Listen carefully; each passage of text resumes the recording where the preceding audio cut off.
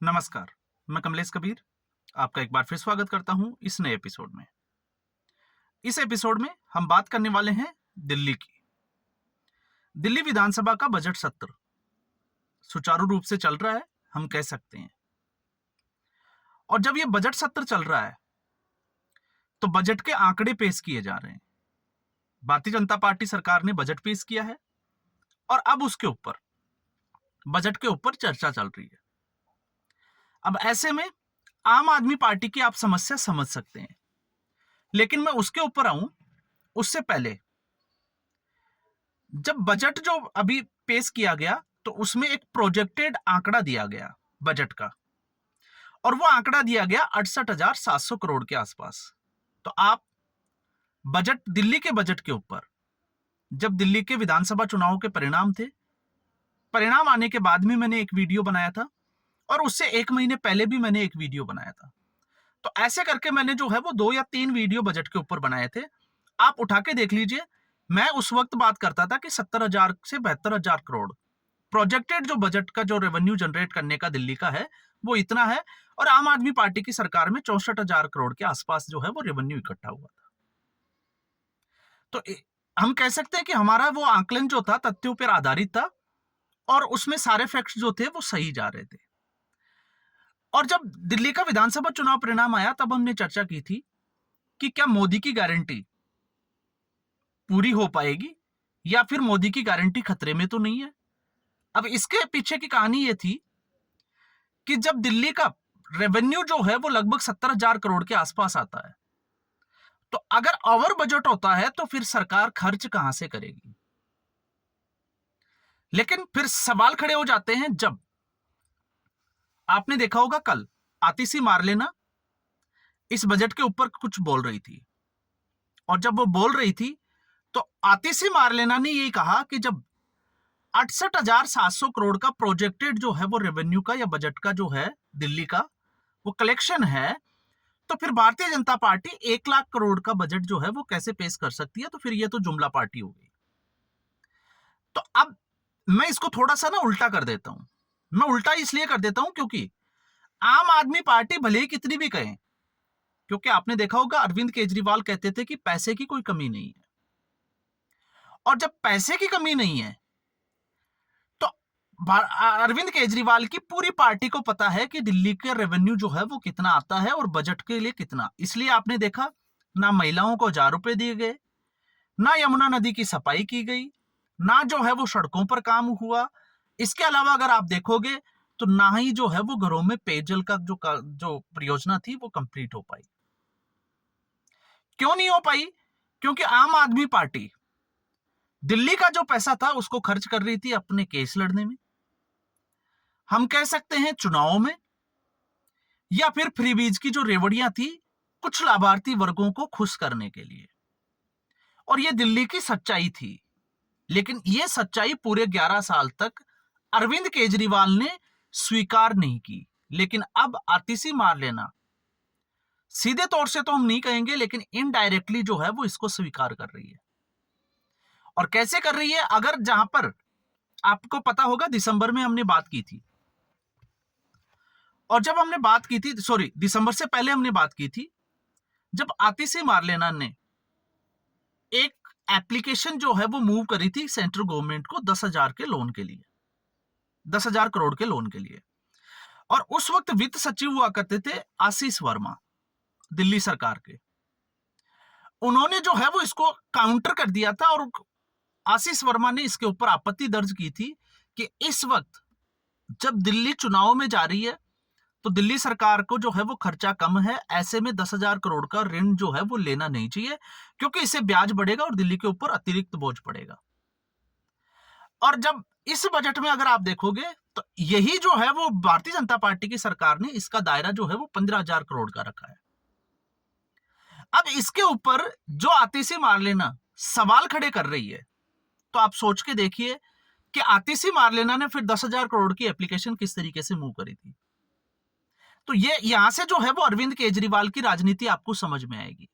और आतिशी मारलेना वो तो आपको पता ही है, ओवर एक्टिंग की दुकान है। अब जब आपने देखा होगा पहली बार ऐसा हुआ है कि लगातार जो है वो विधानसभा का बजट सत्र जो है वो चलता ही जा रहा है, हम ये कह सकते हैं। बीच में इंटरप्ट करने की अरविंद केजरीवाल की पार्टी ने पूरी कोशिश की है और सदन में कुछ एमएलए को जो है वो निष्कासित भी किया गया है, 1 दिन के लिए, 2 दिन के लिए, 3 दिन के लिए निलंबित भी किया है। लेकिन इसमें जो समझने वाली बात है, जिस तरीके से अरविंद केजरीवाल की पोल खुलती जा रही है, क्योंकि अरविंद केजरीवाल ने सिर्फ और सिर्फ विधानसभा का इस्तेमाल किया है नरेंद्र मोदी को कोसने के लिए। और अरविंद केजरीवाल आधे घंटे से ज्यादा कभी विधानसभा गए ही नहीं, और गए हैं तो सिर्फ और सिर्फ चौथी पास अनपढ़ राजा की कहानी सुनाने के लिए। और इसको लेकर भी कल भारतीय जनता पार्टी ने एक करारा, जिसको हम कहें कि हमला बोला आतिशी मार्लेना के ऊपर, कि अरविंद केजरीवाल तो 30 मिनट से ज्यादा जो है वो कभी सदन में पहुंचे ही नहीं, विधानसभा पटल पर। अब यहां पर जब हम पूरी कहानी की बात करते हैं, आज जो आम आदमी पार्टी इकोनॉमिक सर्वे की बात करती है कि बजट के साथ जो है वो इकोनॉमिक सर्वे पेश किया जाता है, और वैसे अगर आप फैक्ट्स देखोगे तो ये जो सिलसिला है वो 1951 से ही शुरू हो गया था कि बजट जब आता था उससे पहले इकोनॉमिक सर्वे जो है वो सदन में पेश करना होता था। 1964 तक ये लगातार चला और फिर उसके बाद में कुछ चीजें जो है वो बदली गई। लेकिन इस बार भारतीय जनता पार्टी ने इकोनॉमिक सर्वे जो है वो पेश नहीं किया विधानसभा में, सीधे जो है वो बजट ही पेश कर दिया। इसको लेकर आतिशी मार्लेना ने सवाल तो खड़ा कर दिया, लेकिन नैतिकता के नाते अब अगर हम सोच के देखते हैं तो 11 साल में अरविंद केजरीवाल की पार्टी कर क्या रही थी? क्योंकि सदन में अरविंद केजरीवाल की पार्टी जब 2013 के बाद में जब सत्ता में आई, तो उसके बाद में लगातार 2 से 3 साल तक शीला दीक्षित जी को जेल भेजने के लिए सीएजी की रिपोर्ट को अरविंद केजरीवाल हाथ में लेकर घूमते थे। लेकिन 2016 के बाद में जब अरविंद केजरीवाल को आईना दिखाई दिया और आईने में जब खुद का चेहरा देखा, तो उसमें बाद में समझ में आया कि यहां पर तो शीला दीक्षित से भी ज्यादा खराब हालत जो है वो अरविंद केजरीवाल की है, क्योंकि सीएजी की रिपोर्ट तैयार होती चली गई थी। और यह सिलसिला 2017 से लेकर 2024 तक चला और लगातार सीएजी की रिपोर्ट ने आईना दिखाने की कोशिश की अरविंद केजरीवाल को। लेकिन अरविंद केजरीवाल कसम खा के बैठे थे, और कसम क्यों खा के बैठे थे? क्योंकि अरविंद केजरीवाल को अति आत्मविश्वास था कि दिल्ली का तो वो राजा है और दिल्ली की जनता कभी उसको सत्ता से बाहर करेगी ही नहीं। इस दंभ में कि 2025 में वापस जो है वो सत्ता में आएगा और ये सारी चीजें दबी की दबी रह जाएगी, और उसके बाद में 1-2 काम अरविंद केजरीवाल करेगा और फिर जो है वो आगे 5 साल बाद में वोट मांगेगा 2030 में। अब उल्टा दाव इसलिए पड़ गया क्योंकि अरविंद केजरीवाल खुद की सीट तो हार ही गए, आम आदमी पार्टी सत्ता से बाहर हो गई, और अब वो सारी रिपोर्ट जो है वो भारतीय जनता पार्टी विधानसभा के पटल के ऊपर रख रही है। तो यहां पर आप जो है वो उसको समझ सकते हैं। तो अरविंद केजरीवाल की पार्टी, जिस तरीके से मैंने पहले भी कहा था कि भारतीय जनता पार्टी अरविंद केजरीवाल को पूरे 5 साल तक एक्सपोज करेगी, और यह भारतीय जनता पार्टी के प्लान का एक हिस्सा है। और भारतीय जनता पार्टी काम करेगी इसका आपको पता ही चल गया होगा, क्योंकि यमुना जो रिवर फ्रंट की बात प्रधानमंत्री नरेंद्र मोदी ने अपने रैलियों में की थी, बिना सरकार का गठन हुए यमुना नदी की सफाई का काम जो है वो शुरू हो गया था, और दिल्ली की जनता को अब वो दिखने भी लगा है। तो ये तो आप मान के चलिए कि रेखा गुप्ता की अगर हम बात ना करें तो हम सीधे तौर से बात कर सकते हैं कि इस वक्त प्रधानमंत्री नरेंद्र मोदी जिस तरीके से रैलियां और अपने दम पे जो है अपने चेहरे के ऊपर, अपने नाम के ऊपर जो चुनाव लड़ा था, तो आप समझ सकते हैं कि दिल्ली का मुख्यमंत्री रेखा गुप्ता नहीं, प्रधानमंत्री नरेंद्र मोदी है। तो जब केंद्र सरकार और राज्य सरकार, हम कहें अर्धपूर्ण राज्य है, लेकिन अगर वो दोनों साथ काम करेगी तो वो सारी चीजें जो है वो पूरी होगी। और जहां बात आती है, क्योंकि आम आदमी पार्टी जो सिर्फ वादे कर रही थी, दिखावे कर रही थी, और अगर वो आरोप लगाती है भारतीय जनता पार्टी को, तो मुझे लगता है कि ये थोड़ा सा है वो सटीक भी नहीं बैठता। और इसलिए भी सटीक नहीं बैठता, जब 2,500 रुपए की बात आतिशी मार्लेना अपने मुंह से करे तो मुझे लगता है कि वो थोड़ा सा ज्यादती हो जाती है। जबकि भारतीय जनता पार्टी की सरकार ने, और बड़ी ही चालाकी के साथ मैं ये कहूंगा, और बड़े ही अच्छे तरीके से जो प्लान किया है कि उन महिलाओं को ही मिलेंगे जो दिल्ली की रहनुमा होगी और गरीब परिवार से आती होगी। जो सैलरी बेस्ड महिलाएं हैं उनको 2,500 रुपए महीना नहीं मिलेंगे, इसलिए। और बजट का प्रावधान, क्योंकि हम पहले भी कह चुके हैं कि किसी भी योजना को, क्योंकि आपने देखा होगा अरविंद केजरीवाल की पार्टी की अगर आप बात करोगे तो बजट सत्र की जब हम बात कर रहे हैं तो फिर हम बजट सत्र पंजाब का भी देख सकते हैं। इस बजट सत्र में भी भगवंत मान सरकार ने महिलाओं के लिए जो 1000 रुपए की गारंटी थी उसके लिए कोई बजट नहीं दिया है।